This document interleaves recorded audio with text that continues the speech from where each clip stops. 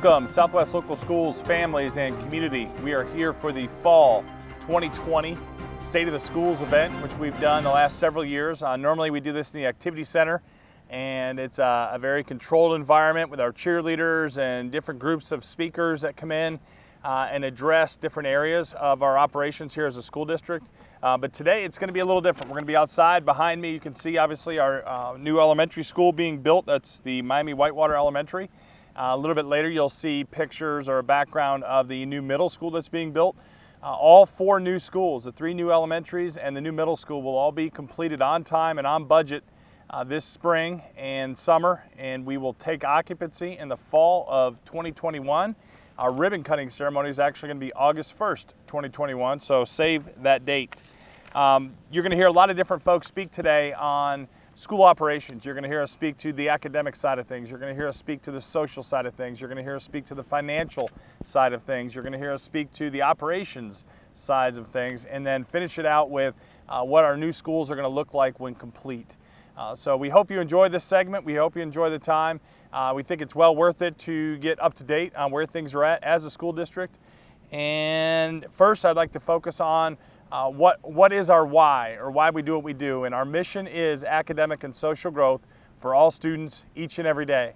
And the academic side is huge for kids in their future, and as well as the social, and how we handle adversity, how we handle challenges, kind of like what we're handling now with the global pandemic, how we do school, how we handle adversity and challenge. And that'll be a big piece this school year as we approach things in a little different manner so that we can be in school face to face. Looking back, last year was awesome. The first three quarters, school was normal. I was looking back at our opening day photos and videos from last school year, and they'll look very different than this year's. It was neat to see folks coming together and see different organizations coming out to support our kids and high-fiving them on the way into school. But looking back, last year went well up until fourth quarter when we had to exit in March, and we thought the initial COVID exit was going to be about 3 to 4 weeks, and it ended up being the entire fourth quarter. I applaud our teachers for handling things the way they did, as well as our families for taking on that role of educating at home with the remote learning 1.0 phase last school year. Looking forward, we are looking forward to welcoming kids on September 8th, our first day of school. 75% of our kids will be here face to face. 25% have chosen the virtual route, and that will extend through first semester. Things will be different when kids get dropped off. There'll be clearing stations when they enter school, which means they're going to get hand sanitizer. They'll grab a mask if they need one, and then they will get their temp checked before entering the building. And for those that have fevers, they will not be allowed in. So that will be a little bit different this school year than in years past, and we'll take some time the first week of school. So please hang with us, be flexible. Know that as far as drop-offs are concerned, for parents dropping their kids off, it's going to take a little bit longer to get through. You remember the last couple of years, for those of you who have been driving your kids, the first week is always a little challenging, so please be patient as we work through the first week of school, the week of September 8th. We're also talking, like I said, about the new facilities later today. State report card for last school year was paused. That's one of our metrics that we use for academic growth. It was paused as a result of COVID, and the class of 2020 obviously graduated in a very different format as far as us hand delivering diplomas and doing it in kind of a virtual ceremony. We still have a lot of social growth endeavors this school year as far as community service goes and philanthropy, and we also want to speak a little bit to our parent surveys. Next up, we have Ms. Hayes, who will address the academic growth side of our operation. Hello, Southwest community. I'm Corinne Hayes, Assistant Superintendent, and in my role, I'm primarily in charge of curriculum, instruction, and assessment for the district. I'm going to talk to you for the next few minutes about academic growth, what that looks like, and some examples. And I'll also talk to you about our parent survey results from this spring and our actions moving forward based on those results. First of all, for academic growth, last year we were notified that Crosby Elementary has been nominated as a National Blue Ribbon School. We should find out early this fall if they are accepted. This is a huge honor. We have already received notification a few years back that Miamitown Elementary is a National Blue Ribbon, so that would have us with 2 buildings in the district that would be National Blue Ribbon award winners. Another notification that we received early in last school year was the High Progress School of Honor Award, and that went to both Harrison Elementary and Miamitown for 2019. That's based on progress made from the 18-19 school year for the state report card for buildings that have high populations of students from low socioeconomic status. So congratulations to all 3 of those elementary schools for tremendous work last year. Next up, the parent survey. This year's parent survey was a little bit different. As we all know, the spring kind of threw us a curveball with COVID-19, and really our parent survey needed to focus for us on planning for this year and our fall 2020 reopening plan. I'll go over a little bit with you just some of the highlights about what came out of that survey. Primarily, we really wanted to look at what were parents concerned about from that spring experience when we had to go very quickly to a remote learning situation. Planning for this school year, the number one concern was, of course, students wearing masks all day, especially in our non-air conditioned buildings, which is 5 out of the 6 of our schools. The second concern that came out was about the rigor of curriculum during remote learning. As I have said in an earlier broadcast, last spring we were faced with some challenges, one of which being we were not allowed to take attendance from the Department of Education's guidance. We also were not allowed to fail any student regarding progress made during remote learning. And we were strongly encouraged not to have new learning in that 4th quarter time frame when we were doing our remote learning experience. So this was a little bit limiting for us in regards to what that remote curriculum looked like.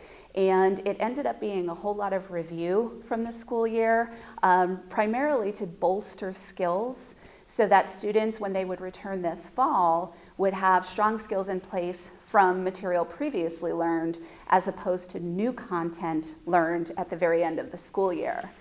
That will be very different this fall as those 3 guidelines, not being able to take attendance, not failing any student, and not being able to introduce new learning, all 3 of those are off the table.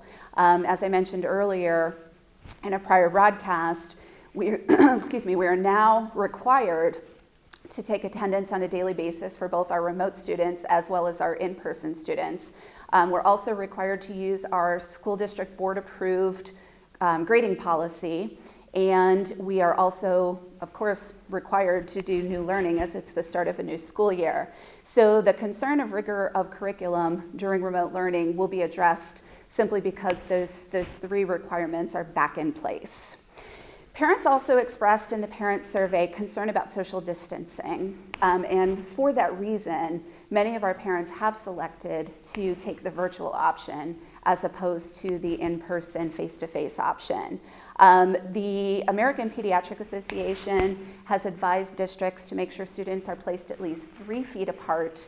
The CDC as well as the Ohio Department of Health would really like for us to have our students placed 6 feet apart, but in some of our classrooms that's just not physically possible. So what we've done is we've followed the American Pediatric Association recommendation to put students at least 3 feet apart. For those areas where even that distancing is not possible, there will be plexiglass sneeze guards installed between students to give them that extra layer of protection. Of course, we also have the masking requirement while students are in the classroom, as well as traveling in the hallways, in the cafeterias, any common spaces. They are required to have their masks on. The only time that they would not be required to wear their masks would be while they're eating lunch or when they're outside and the teacher gives them appropriate mask breaks. Equity concerns came up in the parent survey because of families that have a lack of internet connection. And the way that we've addressed that, we have actually applied for a grant from the Ohio Department of Education for the purchase of mobile hotspots that we would be able to check out to families who do not have internet connections at home, but should we have to go remote district-wide, they would be able to have one of these hotspots and their children would still be able to get online to be able to do their schoolwork. And so we should find out early next week whether or not we were awarded that grant, and we'll notify families right away if indeed we're able to purchase those mobile hotspots. We're also working with businesses in the community, as well as the Harrison Public Library, and some of our church groups have reached out asking about how can we help our parents with internet service. So if we don't get the grant, we're hoping that we might be able to create some partnerships with community members to be able to provide that service to our students, because as everyone knows, their education is of primary concern. Another issue that came up was inconsistency among our digital platforms. We had teachers across the district who were using Google Classroom, Microsoft Teams, Zoom, other different platforms that they were using to communicate with parents. And for parents in particular who had children in multiple buildings across the district, it became very complicated. And so we've simplified our platform use, primarily because of the devices that we have in our buildings. But in grades kindergarten through 4th, all teachers will be using Google Classroom as their communication platform. And in grades 5 through 12, all teachers will be using Microsoft Teams as their communication platform.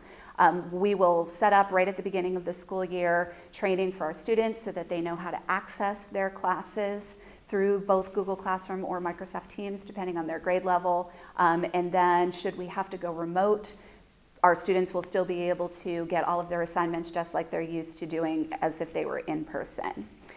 So those were primarily the concerns that came out of the parent survey and our responses for how we handled it.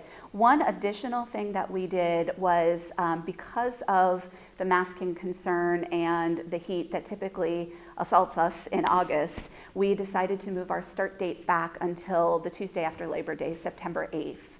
And so hopefully some of the hot weather that we've had, especially this last week, will be behind us as we move into September, and it won't be quite so uncomfortable for both our staff and students in those non-air conditioned buildings. Next, I'd like to talk a little bit about curriculum. Last year, excuse me, in State of Schools, I mentioned that we had done a complete curriculum overhaul, primarily with our math and English language arts. This was due to not only new materials that were brought in, but we also went to a rigor-aligned, standards-aligned curriculum for both math and ELA.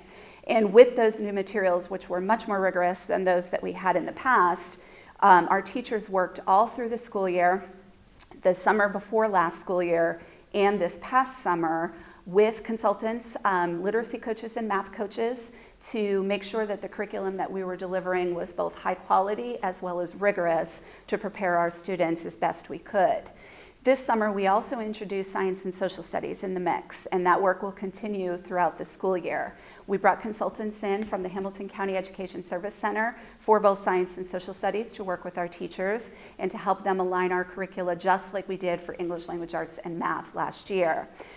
We are also continuing our work with the Harrison Workforce Development Committee, with the Ohio Apprenticeship Council, and other districts across the county and across the state on creating industry credentialing opportunities for our students and workforce readiness. We have brought in a brand new advanced manufacturing Industry 4.0 curriculum at Harrison High School, which will be started for the first time. And this is a curriculum that is really new to the area. There are very few schools in the state of Ohio that have brought at the high school level an Industry 4.0 curriculum. Typically, it's reserved for community colleges or technical schools post-secondarily. So we're really excited about that and being able to prepare our students for careers in advanced manufacturing with robotics and other technologies for automation. Recovering from COVID slide has definitely been a hot topic among state educators as well as our own here in Southwest Schools. Because of the way that we have realigned our curriculum and with the emphasis that we put on rigor in the curriculum and making sure at the beginning of every unit or lesson that's taught that there is some sort of a pre-assessment to see really we're gauging the readiness of students for the new material. This is already built into the way we've structured our curriculum development. We are certainly going to be diagnosing our students as they come in at the beginning of the school year and assessing really what is the level of what's being referred to as COVID slide. For some of you, you may have heard the term summer slide over the past several years, and it's that little bit of learning loss that happens in the summer months while students are away from school. A summer slide loss typically takes about 2 weeks to recover any academic gaps or skills gaps that exist. But because most districts across the nation have not been in school since March of 2020, the concern that those learning gaps or skills gaps are going to be even greater this year exists.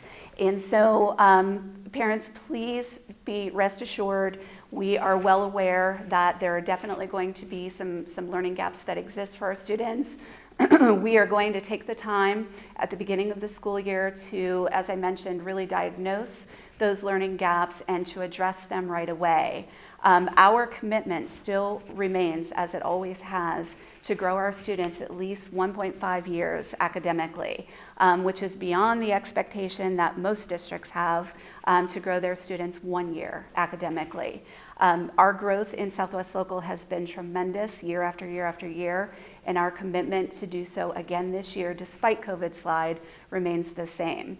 I'm confident that our teachers will be able to rise to this challenge, both because of the way that the curriculum has been structured, but also because of their desire and their motivation to make sure that students in Southwest Local are as best prepared as possible.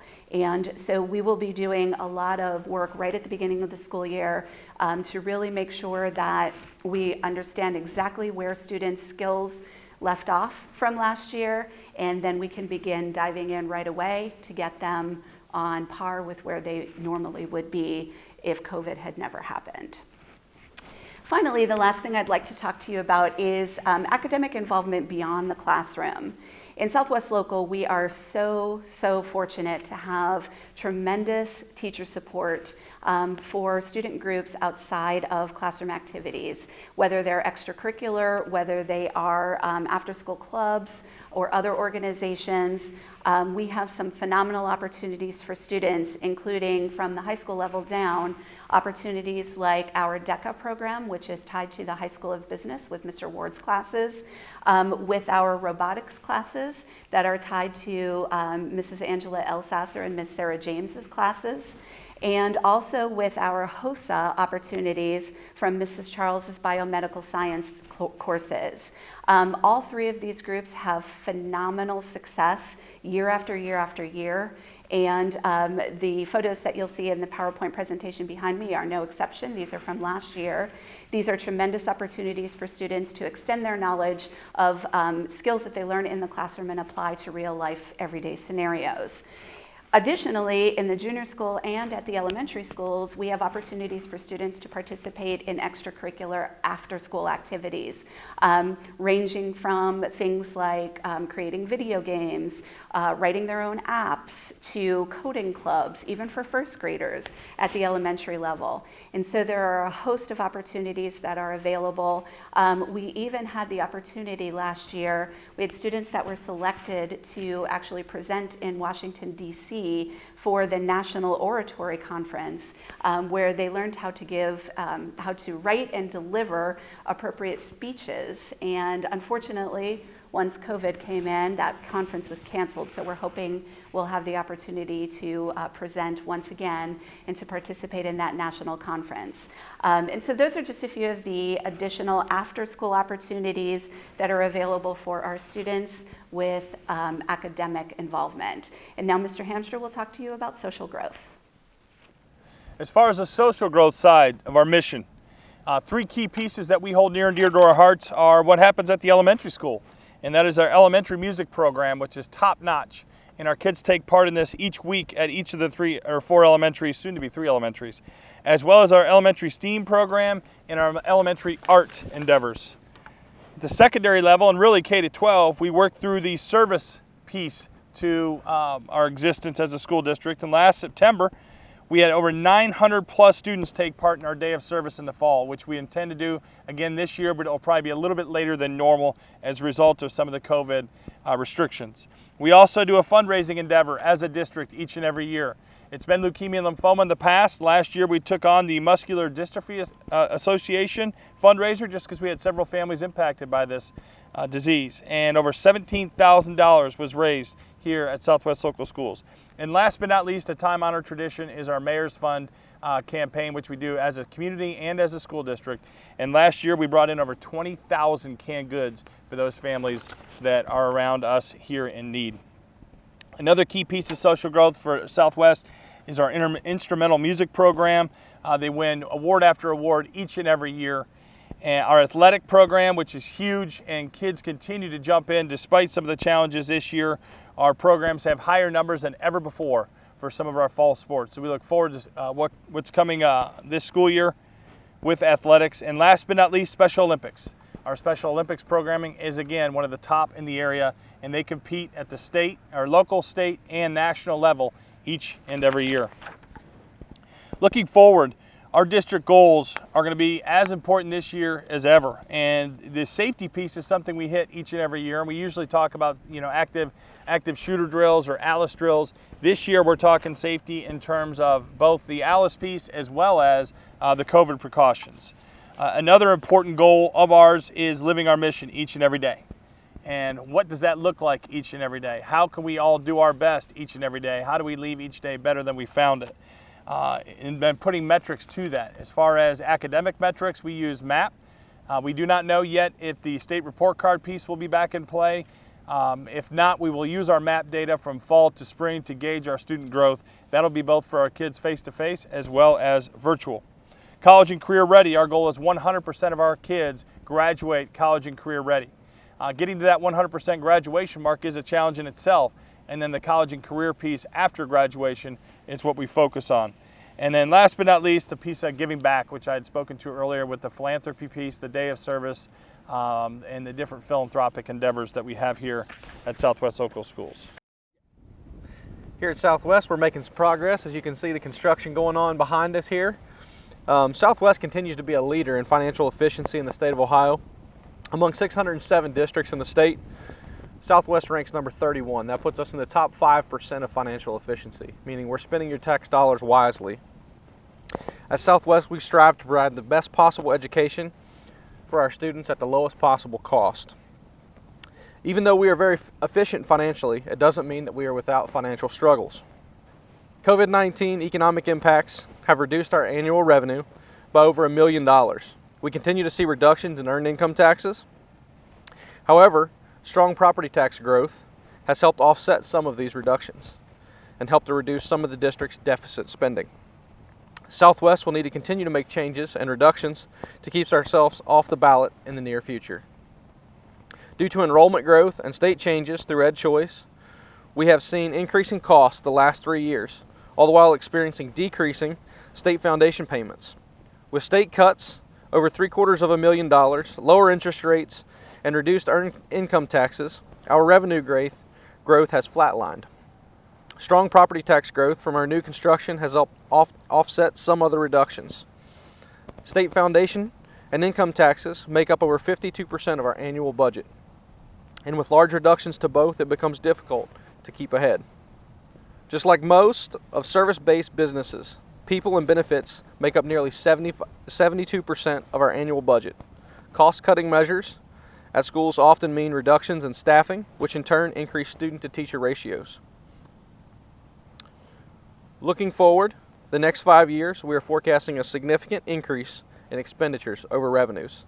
This means we need to continue to make significant changes to reduce our cost and eliminate deficit spending.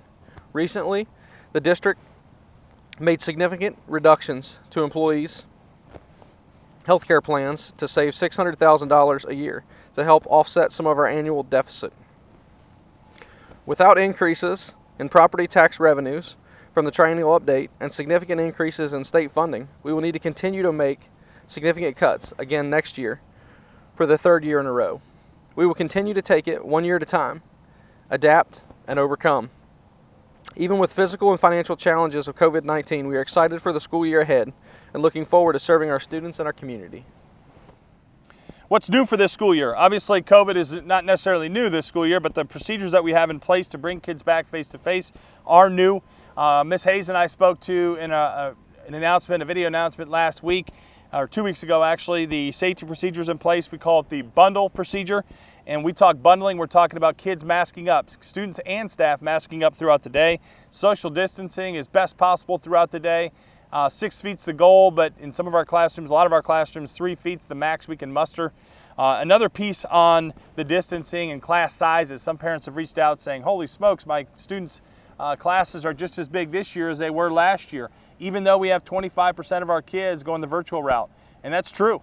We've added over 220 new students to our district this school year. Again, over 200 kids coming in that have moved into the area, and that's obviously filling in some of those gaps that had been left by the virtual school students. So distancing will be a challenge and something that we're going to work through this fall, and we're going to need parents' assistance with that. When kids get home, making sure that obviously you're asking them, how was your day? What went well? What was a challenge? What can we do differently tomorrow? Hand hygiene will be an extremely important piece. We'll have hand sanitizer in every classroom, as well as obviously outside restrooms near the cafeteria and near recess areas. Kids will be outside for recess when the weather permits, and we'll hit hand sanitizer on the way out and on the way in. And last but not least, hydrating. We ask that parents send their kids in with water bottles each day. If you could, drinking fountains will be turned off, but we will have bottle fillers in place in each of the buildings, and we'll expect kids to bring their water bottles in and fill them up as needed throughout the day. Mr. Lobeck's going to speak to the cafeteria and transportation adjustments here in a little bit. Last piece on the COVID side, please make sure you are kind, please be patient, and please be flexible as we work through this. Secondary start times, the junior high does have a change. They will start at 7:25 a.m. and they will conclude at 2:20. Doors at the secondary campus for both the junior high and high school will open up at 6:55 a.m. As I mentioned earlier, student enrollment continues to increase. We're up over 200 students for this school year once again, and we expect that trend to continue into the future. Some things that we're watching closely. Obviously, our mission metrics, which from the academic side, we're talking about MAP scores from the fall to spring. Something that we watch closely. I know as a parent, I look at grades, but for me as an educator, I think the MAP data is as important as grades. From the financial side, Mr. Lowe spoke to the financial pieces we're looking at and making sure that we flip the coin as far as revenue exceeding expenditures, which is a major challenge. And then the other piece we're looking at is our enrollment as it continues to jam, and how we load up our new schools and what the boundary lines look like as developments continue to fill up. Speaking of developments filling up and transportation, next up I will turn it over to Mr. Lobeck. Thanks, John. Speaking from the food service side, things are going to look a little different this year. You're going to have no self-serve. You are going to have more limited options. We're going to try and keep things as individually wrapped as possible. We're also going to eliminate the fresh fare option at the junior school and high school. In addition to that, you'll see obviously socially distant cafeteria seating. That'll be per each building's protocols that they've sent out to everybody. But things will look a lot different.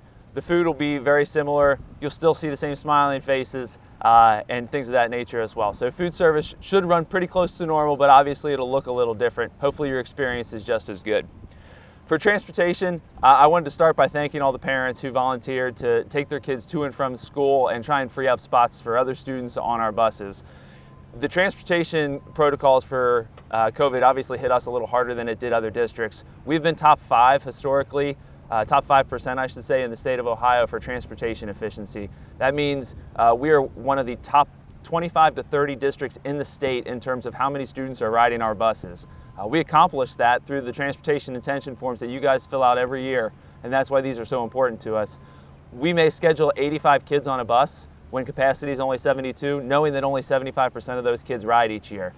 So that has historically been great for us. But when they cut transportation capacities down to 2 to a seat, basically 44 on a bus, now instead of going from 72 down to 44, as most districts schedule 60 or 65 down to 44, we were trying to get down from 82 or 85 in some cases all the way down to 44, which proved to be very difficult, particularly at the junior school and Crosby Elementary. Our goal is to bring back as much transportation as we can for those within 2 miles. Right now, those students that are living within 2 miles who attend commercial daycares and intradistrict transfers do not have transportation. Once again, I want to thank the parents that have stepped up to try and provide that on their own, and we will be trying to bring that back to as many students as we can, as many families as possible, and even to the daycares as well, provided we have room on our buses. So that'll be something you'll see evolve with transportation and routing as the year goes, and we see really how many students are riding each day and what we have free.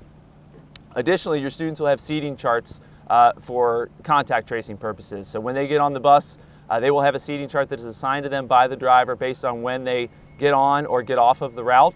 That will be something that will be new, but they've always had seating charts, especially at the elementary level. It'll just be new in terms of the order that they're in and not necessarily getting to pick their seat. Finally, I wanted to kind of skip ahead a year and talk a little bit about the new buildings, which is obviously a lot more exciting than kind of the pandemic and what we have going on this year and all the difficulties.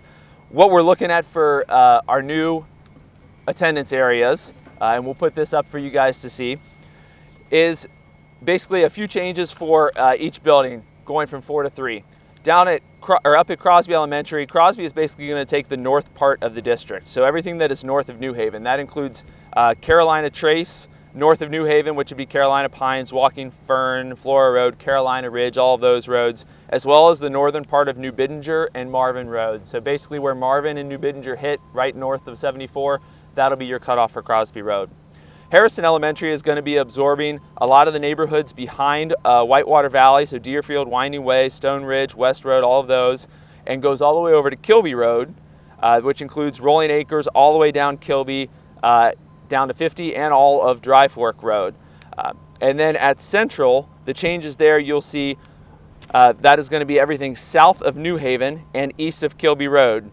So that includes like West Road, northeast of Harrison Avenue, Country View, Circle, Hickory Flats, obviously those that are right near that central campus, and everything down to the Miami-Town attendance area.